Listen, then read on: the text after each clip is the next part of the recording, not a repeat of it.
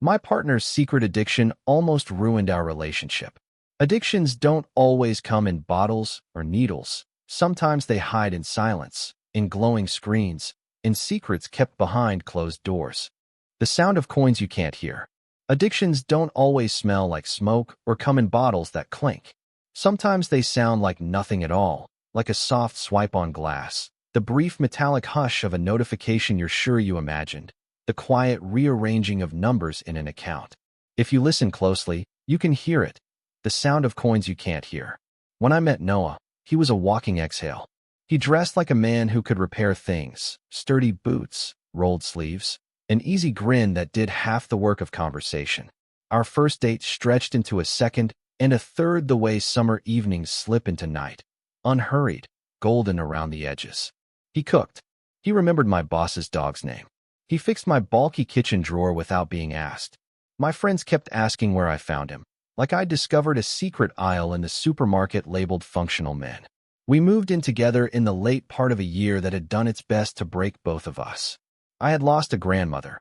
He had lost a job in a layoff that came with cupcakes and corporate empathy. We made a home anyway. Plants we forgot to water, a couch that ate remotes, a fridge door papered with recipes we were too tired to try. The first odd thing was the nights. Noah had always been a night owl, but I started waking at 2 or 3 a.m. to the blue glow of the living room, the particular hush that means someone is trying not to be heard. Sometimes I'd hear the softest laugh, Noah's, that guilty, hopeful chuckle people make when they're winning at something they know they shouldn't be doing at all.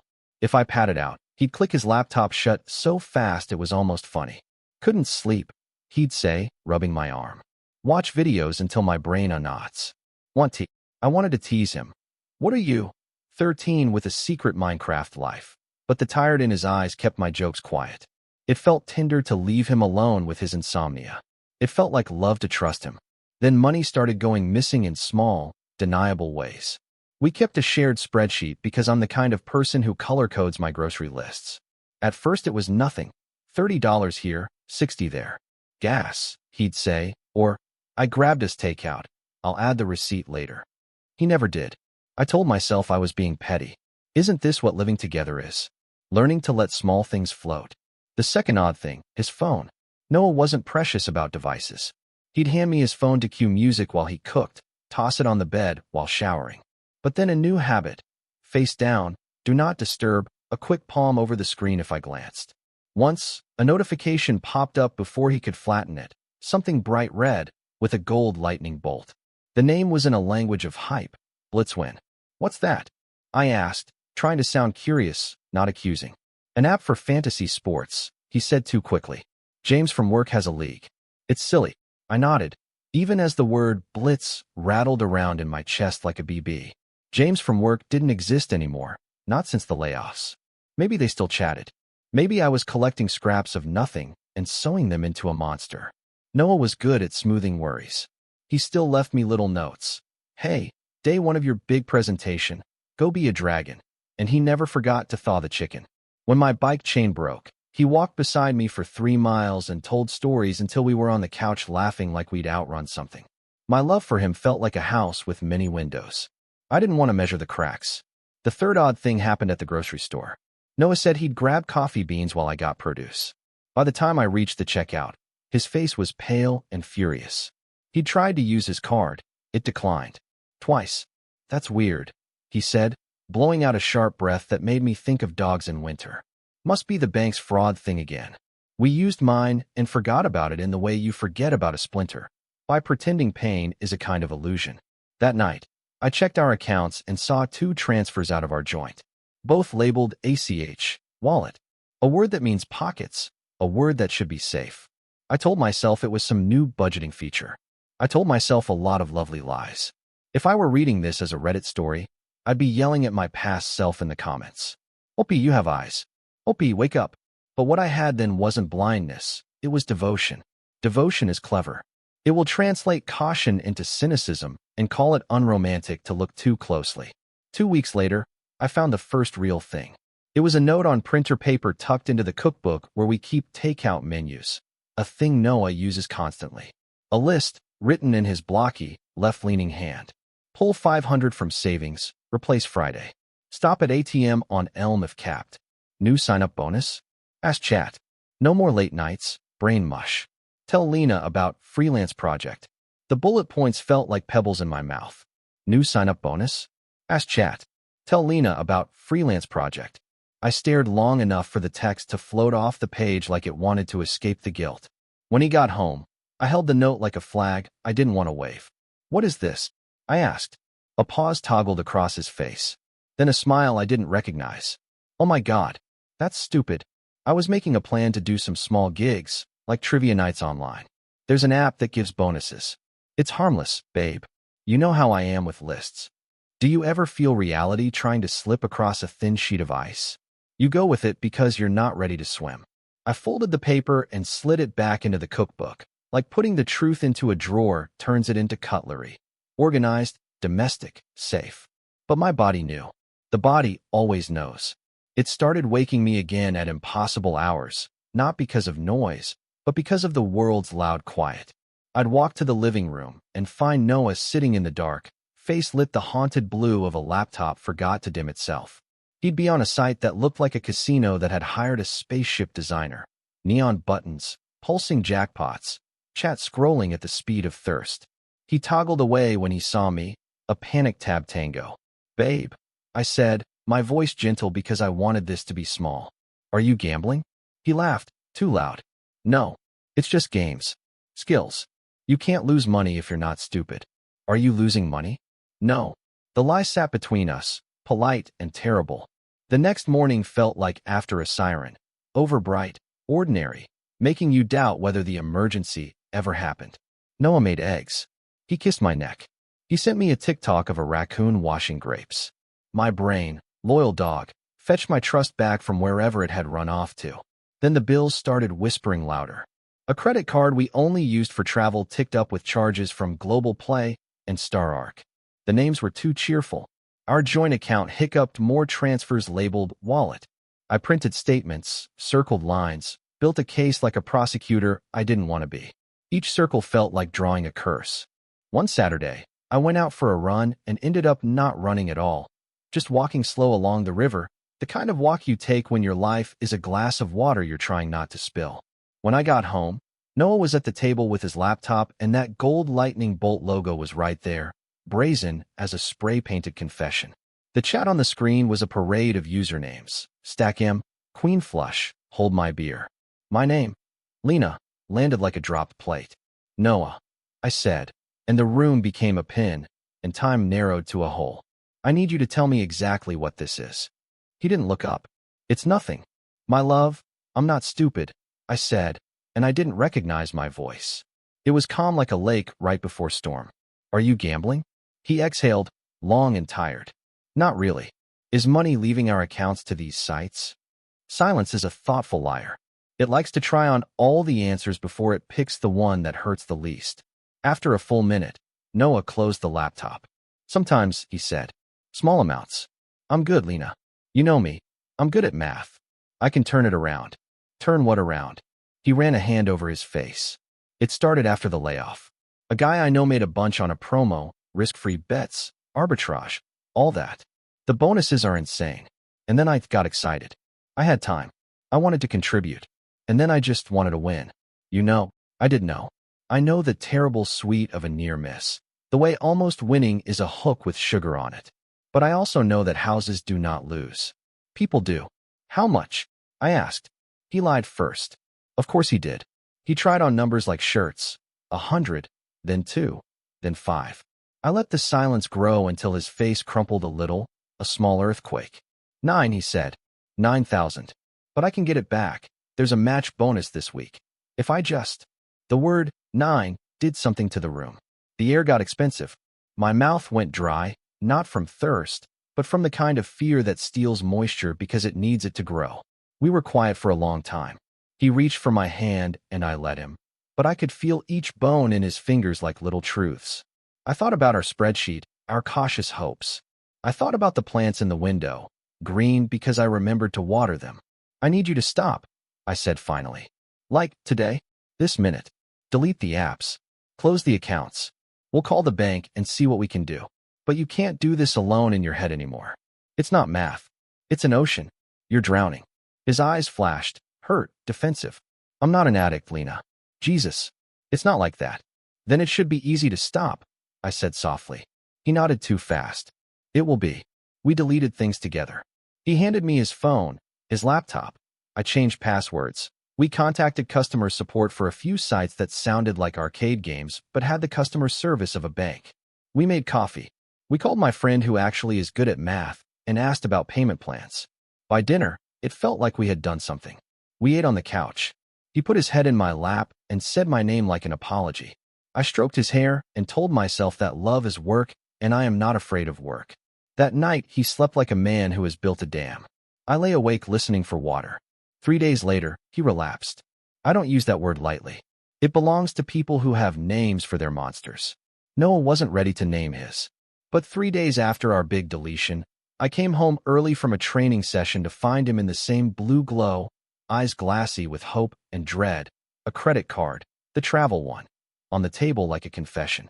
I just needed to win back one chunk, he said, voice shredded. One, and I'm done. That's when I knew we had crossed from numbers to gravity. From a bad decision to a secret addicted to its own survival. I turned off the monitor. The room was suddenly full of us. Our breath, our fear, our stubborn love. I could hear the faint click of our wall clock, which had never sounded like anything until now. Noah, I said, and sat down with both feet on the floor like I was about to lift something heavy. We need help. Not lists. Not promises. Help. He stared at his hands as if they had done this to him without asking permission. I can fix it, he whispered. Look at me, I said. He did. You can't fix it alone, I said. And if you try, it's going to break everything else. He was very still. Then, the smallest nod, like a stone admitting it had always been a river. Okay, he said. Okay. That was the moment the house we had built, the one with many windows, shifted on its foundation. Not collapsed. Not yet. But shifted enough to make the pictures on the walls hang a little crooked, the floors tilt toward a door we hadn't opened yet. I didn't know what would be on the other side. I only knew we would need light, and maybe a map. The next morning, I started making calls. The cracks in the foundation. Addiction is a ghost that doesn't leave when the lights come on. You can throw away the bottles, delete the apps, shred the cards. Ghosts don't care. They linger in silence, waiting for the right shadow to slip back in. The morning after Noah agreed we needed help, I started searching. At first, I Googled vague things like small gambling problem resources and how to stop online betting discreetly. The results weren't vague at all. They screamed, helplines, gamblers anonymous, rehab centers, stories like mine. It felt like walking into a stadium where everyone was already shouting my secret. Noah avoided my laptop screen, sipping his coffee as though the words weren't there in 32-point font. I'm not like them, he said when I suggested a meeting. His voice was quiet but hard, like ice on glass. I don't sit at slot machines for days. I don't mortgage the house. We don't have a house, I said, more sharply than I meant. We have a rented apartment, plants that keep dying, and now a debt we didn't before. He flinched. I softened. Noah, it's not about comparing. It's about not letting this grow teeth. He didn't answer, just traced circles on the mug with his finger.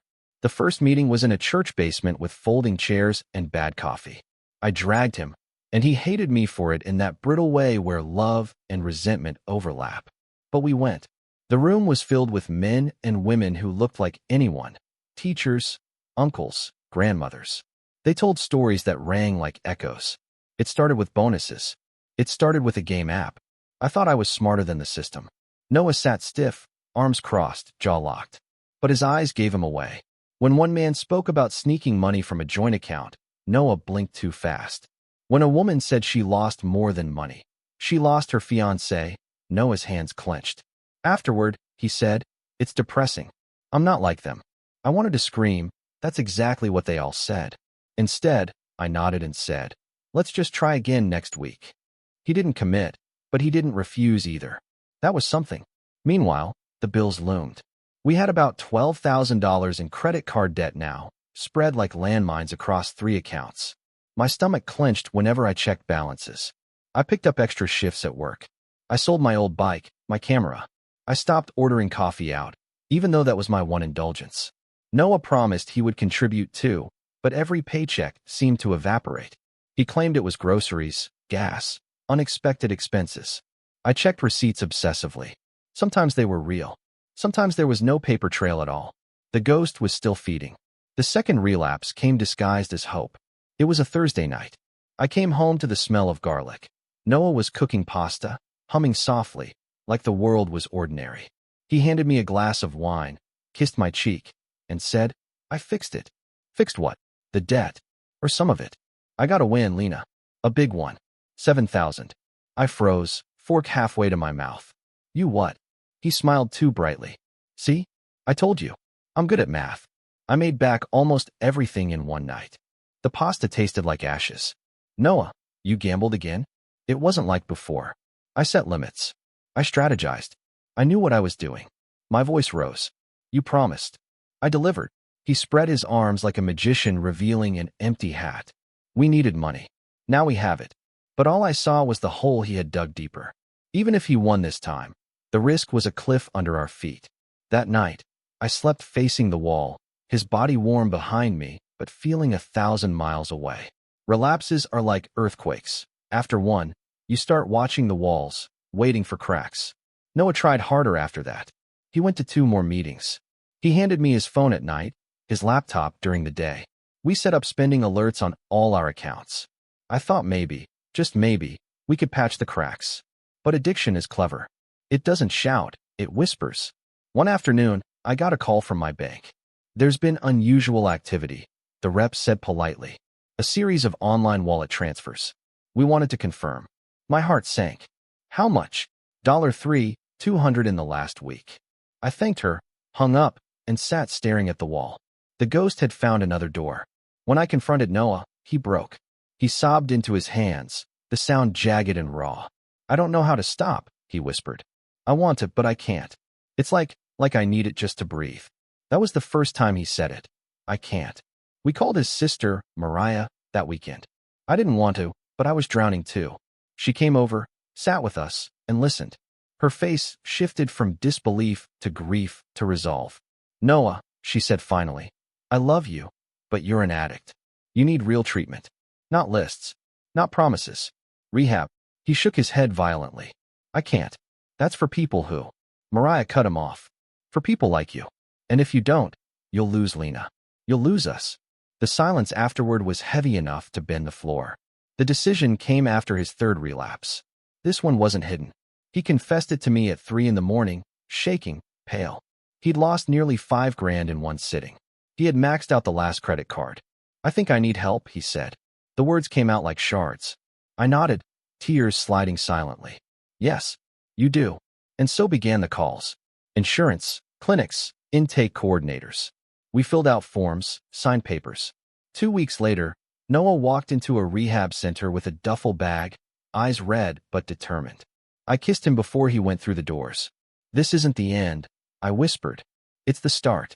He nodded, and for the first time in months, I saw something in his face that looked like hope. Not the manic, dangerous hope of a win, but the quiet hope of surrender.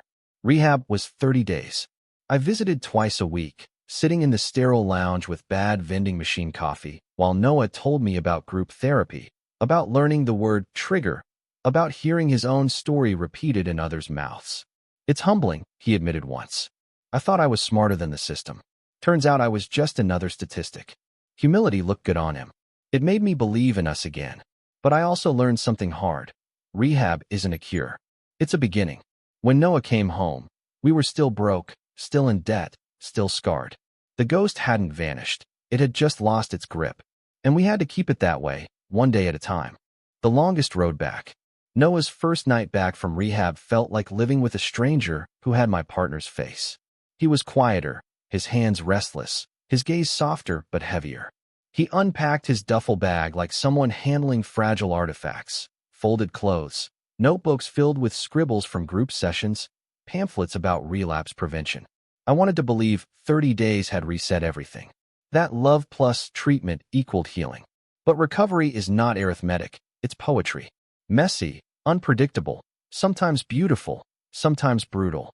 The first week was a honeymoon of sorts. Noah cooked dinner every night, read the literature they gave him, called his sponsor like clockwork. He apologized constantly for the debt, the lies, the nights I'd slept alone with my fear. At first, I accepted each apology like a flower, but eventually the bouquet grew so heavy it made my arms ache. I don't need more sorries, I told him one evening. I need change. He nodded, eyes glistening. I know. I'm trying.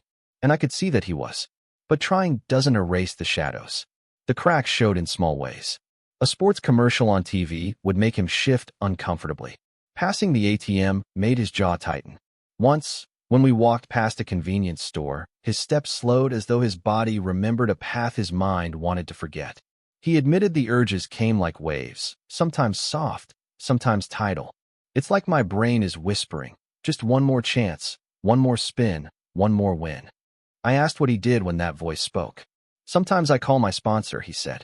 Sometimes I text Mariah. Sometimes I just grit my teeth. Does it work? Sometimes. Meanwhile, the debt remained a mountain. Collectors called daily. I negotiated payment plans, juggled bills, picked up freelance work. Some nights, I fell asleep at my laptop, spreadsheets blurring into static. Noah wanted to help, but his job search was slow. His resume carried the layoff like a scar, and interviews trickled in but didn't land.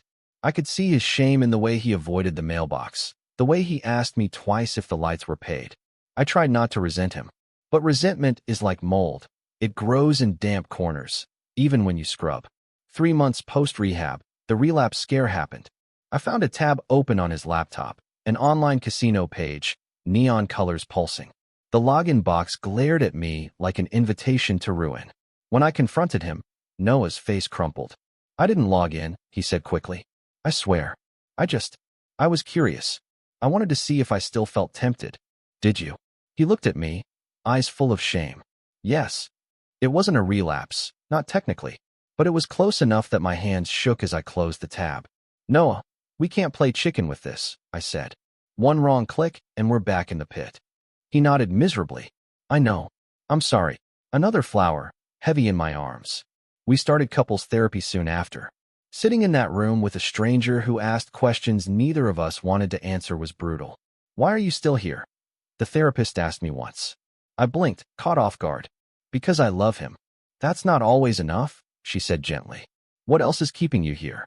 I sat in silence, the question echoing. Later, I told Noah, I stay because I see the man you are under the addiction. I stay because I believe that man is worth it. But if you stop fighting, I can't carry both of us. He cried. I held him. And for a moment, it felt like we were rowing the same boat again. Slowly, life began to rebuild. Noah found part-time work at a hardware store. Ironic, since he was always fixing things at home. The pay wasn't much, but it was honest, steady. He came home smelling of sawdust and paint, his hands tired but not restless. We set small goals, paying off one card, saving $50, cooking at home 3 nights a week. Each goal checked off felt like a stone removed from the mountain. Trust rebuilt slower. I still checked accounts daily. I still felt my stomach drop whenever his phone buzzed. But gradually, the panic dulled. 6 months later, something shifted. We were at a family barbecue. His parents, his sister, cousins. At one point, Mariah clinked her glass and said, I just want to say I'm proud of my brother. He's doing the work. He's showing up. And Lena, thank you for standing by him. Everyone applauded softly. Noah blushed, ducked his head. And I realized, this wasn't just about him anymore. It was about community, about accountability, about knowing he wasn't alone. For the first time, I thought maybe, just maybe, we'd make it. Recovery didn't turn Noah into a saint.